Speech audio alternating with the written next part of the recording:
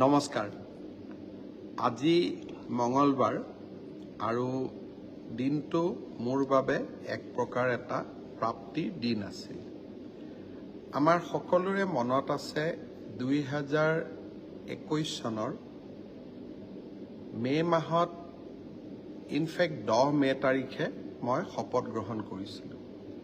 সমগ্ৰ নিৰ্বাচনৰ সময়ছোৱাত মই অসমৰ ৰাইজক আন্তৰিকতাৰে সৈতে প্ৰতিশ্ৰুতি দিছিলোঁ যে বিজেপি চৰকাৰ যদি শাসনলৈ আহে 1 লাখ যুৱক যুৱতীক চৰকাৰী চাকৰি দিম।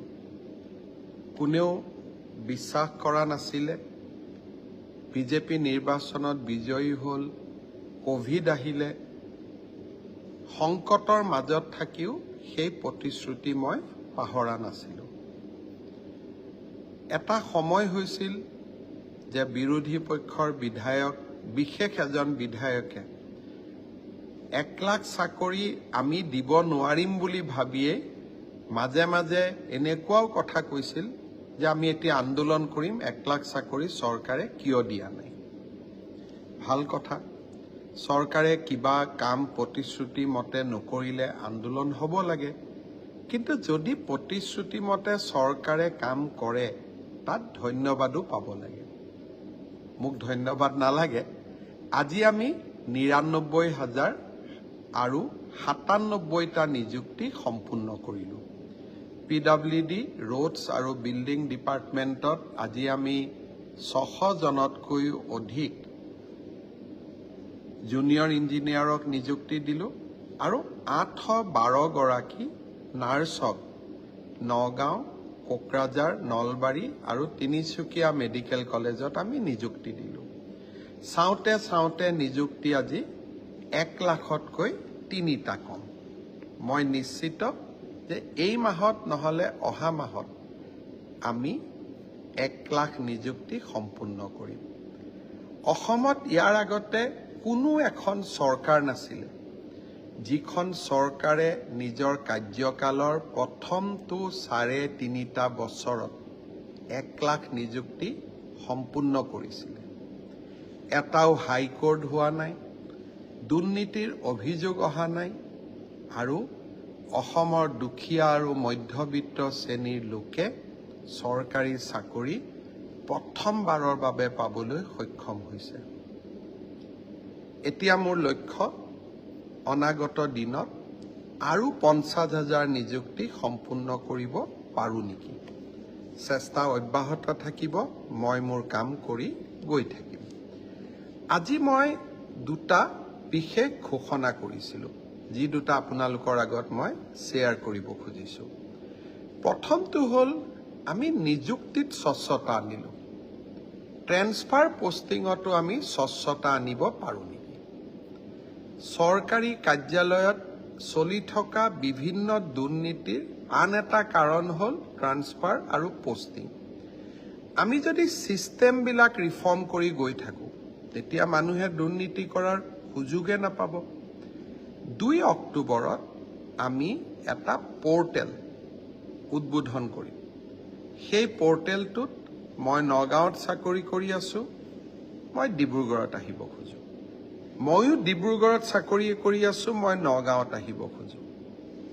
ইজনে সিজনৰ লগত কথা পাতি মই পৰ্টেলত আমাৰ আবেদন 2খন আপলোড কৰি দিম। পৰ্টেল 365 দিন খোলা থাকিব।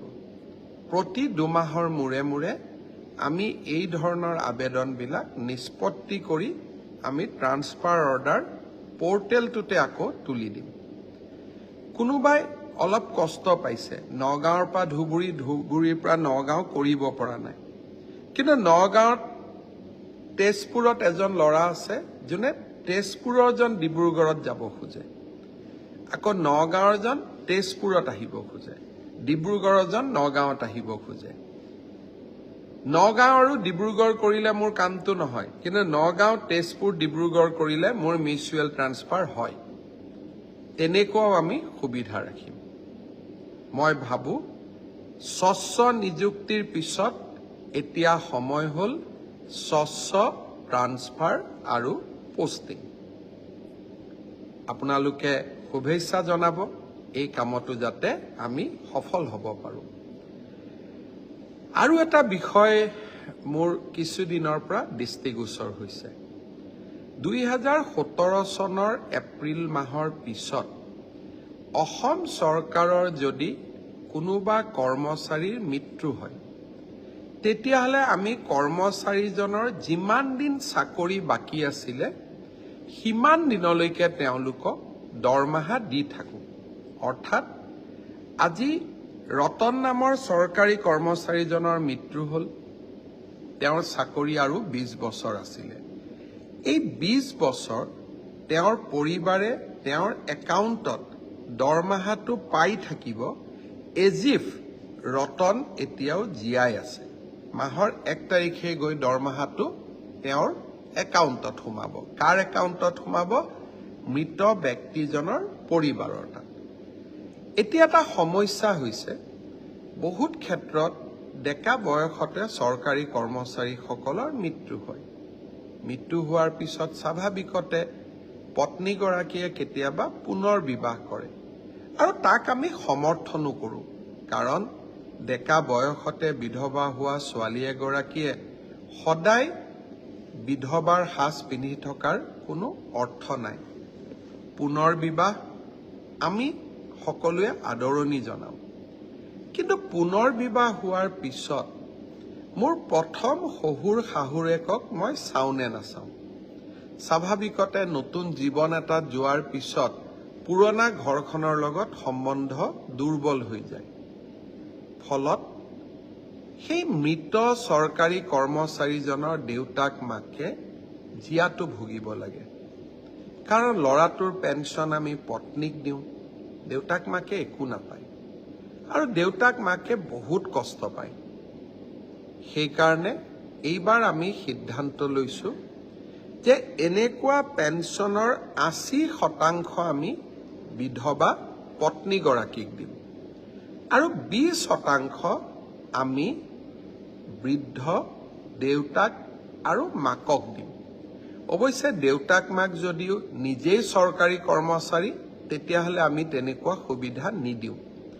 অন্যথা আমি সেই সুবিধা দিবলৈ আমি যত্ন কৰিম, যাতে বিধৱা পত্নীগৰাকীয়েও ন্যায় পায় আৰু বৃদ্ধ পিতা মাতায়ো ন্যায় পাবলৈ সক্ষম হয়।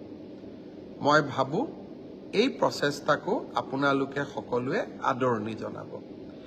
এনেকৈ মানুহৰ সমস্যাবিলাক সমাধান কৰা আমাৰ জীৱনৰ এটা সংকল্প হিচাপে আমি